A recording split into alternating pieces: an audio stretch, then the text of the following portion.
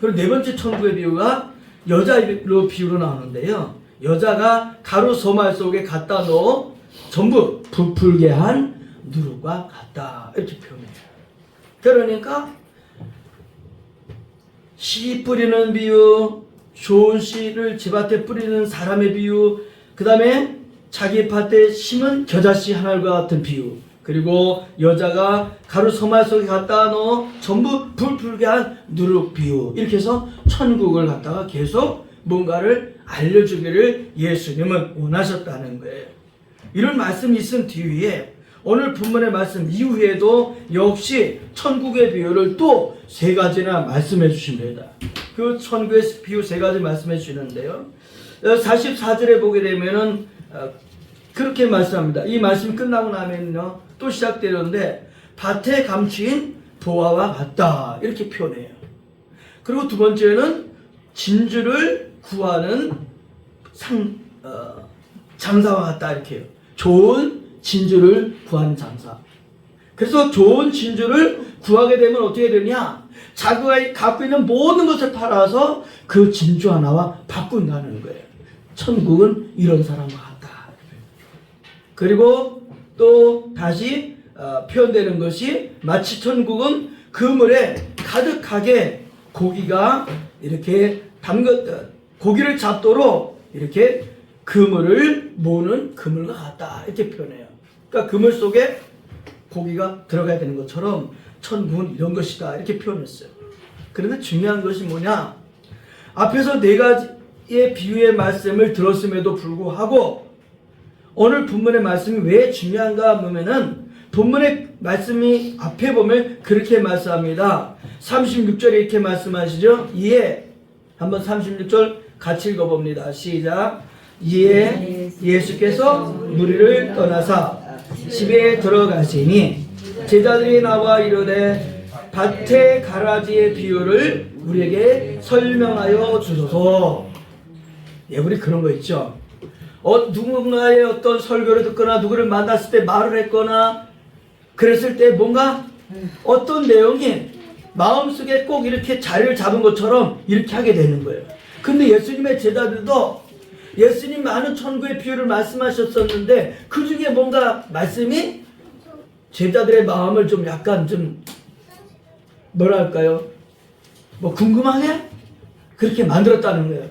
그 내용이 어떤 말씀이냐? 밭의 가라지 비유라는 말씀이에요. 밭의 가라지 비유. 천국의 비유를 말씀하셨는데 그 비유 중에 이 밭의 가라지 비유 이게 뭔가? 라고 제자들의 마음에는 뭔가 캡션 마크가 됐다는 거죠.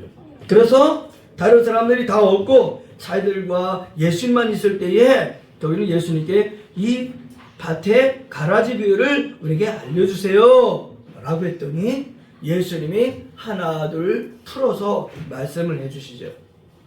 그래서 37절 그랬습니다.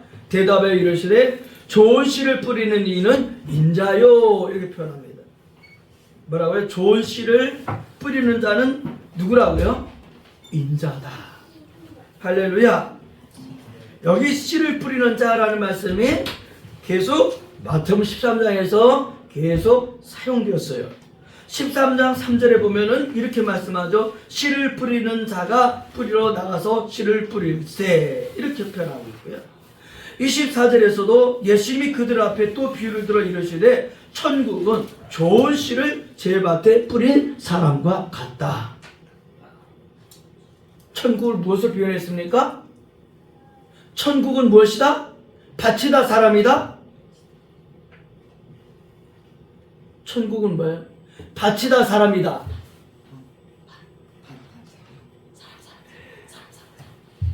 그래서 그러면 24절로 다시 가야 됩니다. 24절.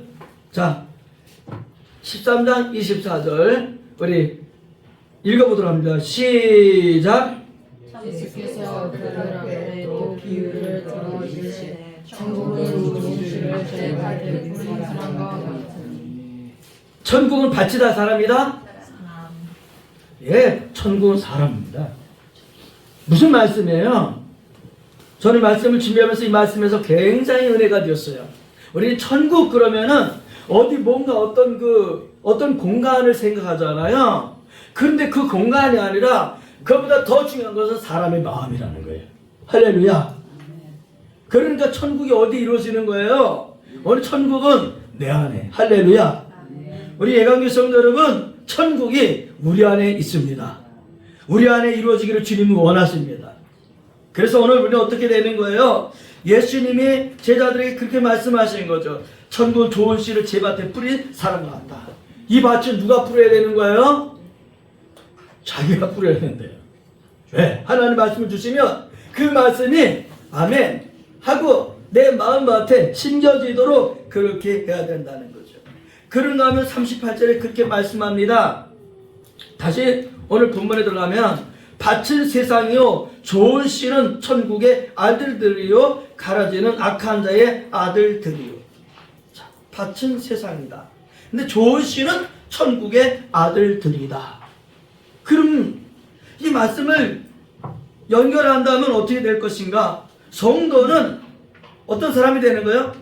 하나님의 말씀의 씨앗이 성도들의 마음에 심겨지는 사람이 될 때에 뭐가 되는 거예요? 천국의 아들들이다. 다시 표현하면 하나님의 자녀들이 되는 것이다. 이런 말씀이에요. 하나님의 말씀이 우리 마음밭에 있으면 우리는 하나님의 자녀가 되는 거예요. 하나님의 말씀이 우리 안에 없으면 우리는 자녀로서의 뭔가가 부족하게 된 거죠. 그래서 어떤 사람이 되어야 된다고요? 밭은 세상인데 결국 우리 안에 어떻게? 하나님의 말씀의 씨앗이 우리 안에 있어서 우리는 하나님의 아들들이 되는 거다. 그런데 문제는 여기 있다는 거죠. 가라지는 악한 자의 아들들이요. 그 하나님이 가라지를 하나님의 자녀들의 마음속에 심기를 원하실까요? 하나님이? 아닌 거죠. 하나님 아니에요. 그런데 악한 자는 바로 이게 어떻게 된 거예요? 그렇게 했습니다. 39절에 가라지를 뿌린 원수는 마귀요 또 추수 때는 세상 끝이요 이렇게 표현합니다. 그러니까 하나님의 자녀로서 우리는 많은 결실을 맺으려면 어떤 사람이 되느냐? 바로 우리 안에 하나님의 말씀의 씨앗이 심겨져 있어야 그 씨앗을 통해서 열매를 맺히게 된다는 거죠. 그래서 우리는 어떤 사람이 되느냐? 하나님의 자녀로서 충만한 은혜를 누리려고 한다면 하나님의 말씀으로 은혜로 충만히 채워질 때에 우리는 당당하게 하나님의 자녀들로 살아나갈 수 있다. 이런 말씀이 되는 거죠. 그런데 우리가 성경의 말씀을 보게 되면은 이런 하나님은 하나님의 자녀들로 만들기 원하시는데 창세기 3장에 보면은 아담과 하와 이전의 얘기가 나옵니다. 창세기 3장 이후와 창세기 3장 이전의 아담과 하와의 모습은 달라요. 무슨 모습이 다를까요? 창세기 3장 이전의 아담과 하와는 어떤 모습이었어요? 매우 행복했습니다. 거기는 원망도 없었고요. 다툼이 없었고요. 분쟁이 없었습니다. 그래서 어떻게 아담이 하와를 보고 말했냐면은 이는 내 뼈 중에 뼈요 살 중에 살다 이렇게 표현해요. 여러분 아담이 하와를 보고 내 살 중에 살이고 내 뼈 중에 뼈라고 하는 이 표현보다 더 멋진 표현은 성경에 아무도 없어요. 어느 곳에도 없어요. 그런데 이후에 세월이 흘러갑니다. 그리고 창세기 보게 되면은 데라라고 하는 사람이 이제 세상을 떠나게 되죠. 그런데 이 데라가 떠나가면서 등장하는 사람이 있게 됐는데 그게 바로 아브라함이라는 사람이에요. 이 아브라함이라는 사람인데 하나님이 데라가 떠나갔을 때에 하나님이 아브라함에게 찾아오셔서 그렇게 말씀하시죠. 창세기 12장 1절 아브라함에게 찾아오셨을 말씀 너는 너의 고향과 친척과 아버지 집을 떠나 내가 내게 보여줄 땅으로 가라. 그리고 그 다음에 계속 말씀합니다. 내가 너로 큰 민족을 이루고 내게 복을 주어 내 이름을 창대하게 할 것이다. 예, 하나님이 뭔가 설계도를 아브라함을 통해서 뭔가 앞으로 이정표를 말씀해 주시는 거예요. 그리고 창세기 12장 4절을 보면은 그러자 아브라함이 어떻게 했다고요? 아브라함이 뭔가를 했어요. 아브라함이 뭘 했을까요? 예, 아브라함이 하나님 말씀을 듣고 결국에는 그 자리를 떠납니다. 거기 어디예요? 하란이에요. 그 하란은 어떻게 보게 되면 아버지 데라가 세상을 떠난 곳이고 아버지가 떠나기 전까지 그 자리에 눌러 앉았던 곳이고 어쩌면 거기가 고향이고 본토고 친척이고 형제들이 있는 곳이었죠. 이곳을 떠나게 돼요. 그리고 성경은 그렇게 표현합니다. 그들이 떠날 때에 75세였더라 이렇게 표현합니다. 75세였더라. 자, 이렇게 떠나게 되는데요. 결국에는 그 떠남을 통해서 어떻게 되느냐? 아브라함은 하나님의 말씀이 아브라함의 삶을 이끌어가는 마치 생명과 같은 말씀이 되었다는 거예요. 오늘 우리 예강교회 성도 여러분, 오늘 저희 여러분들에게는 하나님은 좋은 씨앗을 심기를 원하십니다. 그 씨앗이 우리에게 심겨져 있으면 우리는 천국의 아들들입니다. 하나님의 자녀들입니다. 내가 아무리 허물 있고 내가 실수했다 하더라도 또 죄에 넘어지고 빠진다 할지라도 하나님은 나는 하나님의 자녀들이다라는 확신을 잃어버리지 않게 되기를 주님의 이름으로 축복합니다. 두 번째는 38절에 그렇게 말씀합니다. 밭은 세상이요 라고 표현했습니다. 따라하겠습니다. 나는 밭이다. 할렐루야. 밭은 세상이요 라고 말씀했습니다. 그러면 밭이 세상이라고 말씀했는데 그럼 우리 어떤 사람이 되느냐? 하나님의 말씀이 우리 안에 심겨지면 자라서 결국에는 뭐가 되는 거예요? 열매를 풍성하게 맺혀야 된다는 거예요. 그런 삶을 누구에게? 하나님은 우리에게 찾기를 원하신다는 거예요. 좀 전에 말씀드렸는데요. 창세기 3장 이전과 3장 이후의 모습은 전혀 다르다고 했거든요. 창세기 2장 16절에 보면은 하나님이 아담에게 말씀합니다. 동산의 각종 나무의 모든 열매는 내가 마음대로 먹어라. 그런데 선악을 알게 하는 나무의 열매는 먹지 마라. 내가 저걸 먹으면은 그날은 반드시 죽어. 하고 하나님이 아담에게 말씀하셨거든요. 그런데 이 하나님의 말씀이 아담에게 분명히 주어졌는데 그만 나중에 어떻게 되느냐? 하와가 있을 때에 뱀이 찾아오게 되죠. 그리고 뱀이 찾아와서 말합니다. 정말 그러느냐? 라고 말하니까 그만 말을 하게 되죠. 뭐라고 말하게 되는 거예요? 먹으면 반드시 죽으라고 그랬는데 뱀이 그렇게 말을 하죠. 모든 실과를 먹지 말라 하시더냐? 여러분, 하나님은 선악을 알게 하는 것만 먹지 말라고 했거든요. 근데 뱀은 그 말씀에다가 뭔가 좀 색칠한 거죠. 왜? 헷갈리게끔 만든 거예요. 그래서 모든 걸 먹지 말라고 하시느냐? 그러니까 헷갈리게 만들었죠. 그러니까 하와도 대답이 헷갈리는 대답을 하는 거예요. 어떻게? 만지지도 말라고 했다고요. 만지도 말라고 했을 뿐만이 아니라 그 뒤에 또 뭐라고 말씀해요? 하나님은 정령 죽는다 그랬는데 죽을까 하노라. 이렇게 하게 되는 거죠. 그리고 뱀의 말을 듣는 순간 하와가 어떻게 되는 거예요? 이게 발동을 하죠. 뭐가? 호기심이 발동을 해요.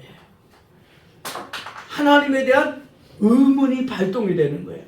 사랑하는 성도 여러분, 마귀는 우리들에게 계속 그렇게 하는 거예요. 하나님에 대해서 우리가 뭔가 이렇게 믿고 있으면 그것에 대해서 뭔가 어떻게 되는 거예요? 약간 뭔가를 거기다 타.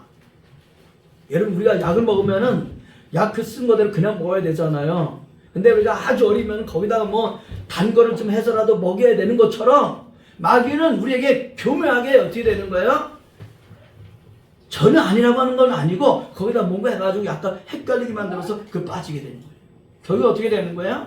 그런 순간 아담과 하와는 하나님의 말씀이 법이 아니라 결국에는 하나님의 말씀 앞에 의문하고 의심하게 되고 마침내는 하나님이 주인이 아니라 자신이 주인이 되어버린 거예요. 오늘 우리 예강교 성도 여러분, 우리 밭을 잘 지키는 저와 여러분들에게를 주님의 이름으로 축복합니다. 잘 지켜야 돼요. 그 성경이 그렇게 표현했죠. 우리 마음은 밭이 되는데 성경이 그렇게 표현합니다. 새들이 와서 어떻게 한다고요? 씨앗을 이제 먹어버려서 씨앗이 자라지 못하게 해요. 그런가 하면 돌밭이 되어서 어떻게? 돌밭이 되어서 싹이 뿌리를 내리지 못하게 되고, 그런가 하면은 가시덤불이 있어서 씨앗이 내리지 못하게 되고. 여러분 생각해 보십시오. 밭에 아무리 밭을 그대로 놨다고 하더라도 그게 가시덤불이 되겠어요?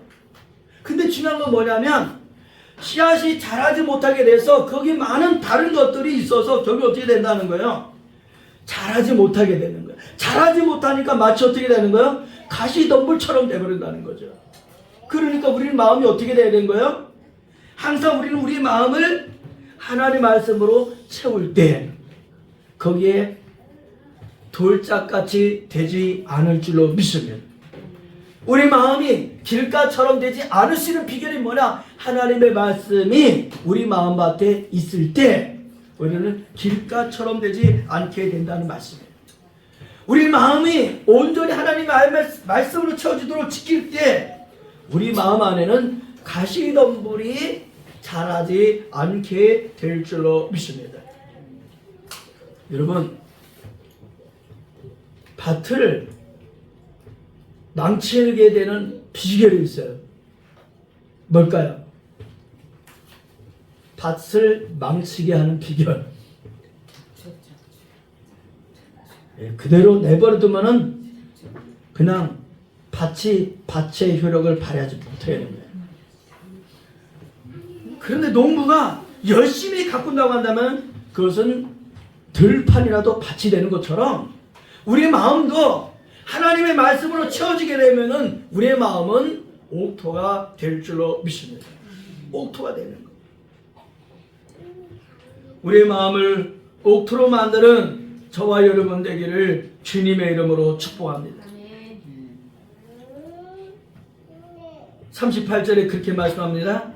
밭은 세상이요 좋으시는 천국의 아들들이요 가라지는 악한 자의 아들들이요 라고 표현했습니다. 가라지를 뿌리는 자가 누가 있다고 그랬어요? 뿌린 원수는 마귀요. 그래서 우리가 하나님의 자녀가 살아갈 때에 마귀는 하나님의 자녀들에게 뭘 하는 거예요? 뭘 한다고요? 가라지를 뿌리는 거예요. 원수 마귀가 가라지를 뿌려. 그래서 하나님의 말씀이 우리 안에서 자라야 되는데 그 가라지를 뿌려서 결국에는 뭐예요? 자라지 못하게 할까. 무슨 가라지를 뿌릴까요? 의심의 가라지, 걱정의 가라지, 불평의 가라지, 분쟁의 가라지, 다툼의 가라지, 이런 못된 것들을 계속 심어서 어떻게 되는 거예요? 우리 안에 하나님 말씀이 자라야 되는데 자라지 못하게 만든다는 거예요. 우리의 마음을 옥토로 지키는 저와 여러분 되기를 주님의 이름으로 축복합니다. 아멘. 그렇게 케냐에 바린고라고 하는 곳이 있는데요. 이 바린고에 엘리아스라고 하는 소년이 있었어요. 이 엘리아스는 아버지가 교사였어요. 그런데 아버지가 교사였음에도 불구하고 집안이 너무 어려워가지고 학교를 다니다가 중퇴를 해요. 그런데 중퇴를 하고 그런데 한국인 선교사를 만나게 돼요. 그래서 한국인 선교사를 만나서 뭔가 이렇게 복음을 듣게 되고 그리고 하다가 한국에 유학을 오게 됐어요. 한국에 와가지고 고등학교, 대학교를 공부합니다. 그리고 대학교까지 공부하면서 또 이 엘리아스가 이렇게 지방에 봉사활동 있으면 봉사활동, 섬에 가면은 봉사활동, 대학 생활을 하면서 그렇게 봉사활동을 해요. 그리고 대학을 졸업하게 돼요. 대학을 졸업하기 전에 한국에 아마 제가 기억하기로는 LG로 기억하는데 LG 회사에 뭔가를 했는데 거기에 합격을 했어요. 완전히 이 엘리아스에게는 뭐 기적과 같은 일이었어요. 그런데 LG에 이제 조금만 졸업하면 이제 취업을 하게 되는 거고 그 가기 전에 계속 봉사활동을 해요. 그러다가 이 엘리야스가 죽게 돼요. 엘리야스도 꿈이 그렇게 했고 뭐 집에서도 그렇게 했고 대단했었겠죠. 왜? 한국의 LG그룹에 취업을 하게 됐고 그것도 이 케냐의 LG그룹의 직원으로 이제 막 파송까지 다 받아놨는데 죽게 된 거예요. 근데 이 소문이 LG의 저 위에까지 올라가게 됐어요. 그래서 결국엔 어떻게 됐느냐? 이 엘리야스가 살았던 그 동네에 거기에 그렇게 이 엘리야스가 원했던 그 꿈, 그런 것들을 이루기 위해서 LG에서 거기에 그렇게 협약을 맺고 거기를 굉장히 좋게 만드는 그런 일이 벌어졌어요. 사랑하는 예강교회 성도 여러분, 오늘 저와 여러분들이 마음밭이 어떻게 되느냐에 따라서 우리의 미래가 좌우될 줄로 믿습니다. 하나님의 나라가 좌우될 줄로 믿습니다. 그럼 우리의 마음밭을 온전히 잘 지켜내는 저와 여러분 되기를 주님의 이름으로 축복합니다. 마지막으로 따라해봅니다. 추수 때가 옵니다. 할렐루야. 아멘. 여러분, 씨앗을 뿌렸으면 반드시 거둘 때가 있게 됩니다. 2023년이 시작이 엊그저께 같은데 이제 2023년을 결산할 해가 이제 조금 있으면 우리 앞에 그 날이 다가오게 된다는 거죠. 오늘 예수님 이전에 2000년 동안 계속적으로 수많은 선자들을 보냈어요. 왜 선자들을 보냈을까요? 왜 보냈을까요? 이유는 한 가지. 왜 보냈을까요? 힌트를 얻을 수 있어. 이사야. 뭐예요? 무슨 뜻이에요? 여호와는 구원이시다. 네. 하나님은 계속적으로 모세 건져내다. 하나님은 선자들을 계속 이스라엘 백성들을 보내셨는데 그것은 뭐냐면 바로 내가 너희의 구원자다. 더 깊게 말한다고 하면은 내가 네 아버지야 라고 하나님은 계속 선자를 통해서 이스라엘 백성들을 불러내신다는 거죠. 이스라엘 백성들이 애굽에서 430년 종사를 하게 됩니다. 근데 그 430년 종사를 할 때 하나님이 모세에게 찾아가시죠. 그래서 모세가 양들을 치고 있을 때에 결국에는 그 가시떨기 나무를 통해서 출애굽기 3장 14절에 보게 되면은 모세를 만나는 장면이 기록되어 있습니다. 그런데 하나님이 그러시죠. 모세야. 네. 했습니까? 아마 뭔가 좀 선뜻 이렇게 대답할 수 있는 상황이 아니었겠죠. 왜? 한 번 실패했기 때문에. 근데 하나님이 그렇게 말씀하신 거죠. 모세야, 너는 저 이스라엘 백성들을 애굽에서 너는 구원해라. 이렇게 하죠. 하나님, 제가 어떻게 그런 일을 할 수 있습니까? 그리고 이스라엘 백성 내 말도 안 듣고 당신에 대해서도 잘 모를 겁니다. 그럼 그들한테 내가 당신을 어떻게 소개합니까? 그 하나님이 뭐라고 하셨어요? 뭐라고 했어요? 나는 우리말로 번역을 한다면 나는 스스로 있는 자니라. 난 스스로 있는 자니라. 그래서 결국은 하나님이 모세를 통해서 애굽에서 이스라엘 백성들을 구원하시죠. 구원하실 때 어디를 통해서 오셔요? 홍해를 건너가시죠. 성경은 그것을 세례라고 표현합니다. 이스라엘 백성들이 홍해를 건너가는데 세례라고 표현을 했어요. 그런가 하면은 세례받는 걸로 끝나지 않았습니다. 그들이 40년을 광야를 거쳐야 돼요. 결국 어떻게 되는 거예요? 40년 광야 생활을 하면서 훈련을 받게 되죠. 어떻게? 이제는 종들이 아니라 하나님의 자녀로. 그런데 광야가 다 끝나가면서 또 뭔가 또 하나 앞에 뭔가 또가 있죠. 턱걸이가 하나 있죠. 봐도 요단강을 건너라는 거예요. 요단강을 건너가게 돼요. 요단강을 건너면 끝나는 줄 알았더니 아니야. 저 앞에 또 뭔가 또 그냥 가로막는 게 있어. 그게 뭐예요? 예, 여리고성 그 앞에 가지고 있어. 또 그걸 건너가야 되는 거죠. 이렇게 가면서 결국에는 이스라엘 백성들이 가나안에 들어가게 되죠. 우리 생활도 마찬가지예요. 우리 신앙도 마찬가지라는 거예요. 우리가 예수를 믿는 순간 딱 가난으로 들어간 것이 아니라 하나님의 자녀는 되었지만 하나님 우리를 계속적으로 통해서 우리를 어떻게 만드신다? 하나님의 자녀로 훈련해 가신다라는 거예요. 오늘 사실을 잊지 않는 저와 여러분 되기를 주님의 이름으로 축복합니다. 계속 훈련시켜 나가시는 거예요. 다시 오늘 본문으로 돌아온다면 그랬죠. 40절 그런즉 가라지를 거두어 불에 사르는 것 같이 세상 끝에도 그러하니라. 예. 세상 끝에는 어떻게 된다고요? 가라지를 모아서 불에다가 태워버린다.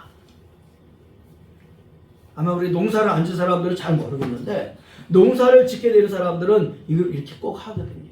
어떻게? 알곡은 알곡대로 가라지는 가라지대로 하는데 중요한 건 뭐냐? 42절에 보면 이렇게 표현합니다. 거기에 뭐예요? 42절 풀무불에 던져 넣으리니 거기서 울며 이를 갈게 되리라. 누가 그렇게 된다는 거예요? 마귀가 그렇게 되고 결국 어떻게 된 거야? 하나님의 자녀들을 거스린, 그래서 이렇게 표현합니다. 41절에 보면은 모든 넘어지게 하는 것과 또 불법을 행하는 자들을 걷어내서 이렇게 했습니다. 하나님의 자녀들에 대한 것이 넘어지게 만드는 것들, 그리고 불법을 행하는 자들을 다 먼저 풀무불에 이렇게 넣어서 거기서 울며 이를 갈게 되리라 라고 말씀합니다. 이 말씀을 대하면 우리가 생각나는 게 있을 수 있겠죠. 어떤 말씀이에요? 누가복음 16장이 연상이 됩니다. 누가복음 16장에 보게 되면 부자가 있습니다. 그는 자색 옷을 입었다 그랬어요. 또는 고운 옷을 입었다 그랬어요. 그리고 날마다 화롭게 잔치한다 그랬어요. 근데 그는 그 뒤에 내려가면은 음부에서 고통 중에 눈을 들어 어떻게 됐다 그랬어요? 내가 이 불꽃 가운데서 고민하나이다. 부자였지만, 생사 부자였지만 그는 마지막에 불꽃 가운데서 고민하나이다 이렇게 표현합니다. 오늘 어떤 사람이 되어야 되겠습니까? 우리는 하나님의 아들들로 알곡된 자의 삶을 살아가는 우리 자신이라는 사실을 한순간도 잃어버리지 않는 저와 여러분 되기를 주님의 이름으로 축복합니다. 반드시 그때가 있습니다. 언제? 결산할 때가 있습니다. 결산할 때가 있습니다. 마태복음 17장 1절에 보게 되면은 예수님이 베드로와 야고보와 요한을 데리고 이제 기도하러 가셨었죠. 근데 성경의 표현대로 한다면 예수님이 변형됐다고 그랬어요. 근데 거기에 그 얼굴이 어떻게 해처럼 빛나고 옷은 빛처럼 휘어졌더라. 그래서 오늘 다시 본문으로 온다면 그렇게 말씀합니다. 그때의 의인들은 자기 아버지 나라에서 해와 같이 빛나리라. 누가 이렇게 된다는 말씀이에요? 하나님의 아들들이. 할렐루야. 자, 따라해봅시다. 그때의 하나님의 아들들은 아버지 나라에서 해와 같이 빛나리라.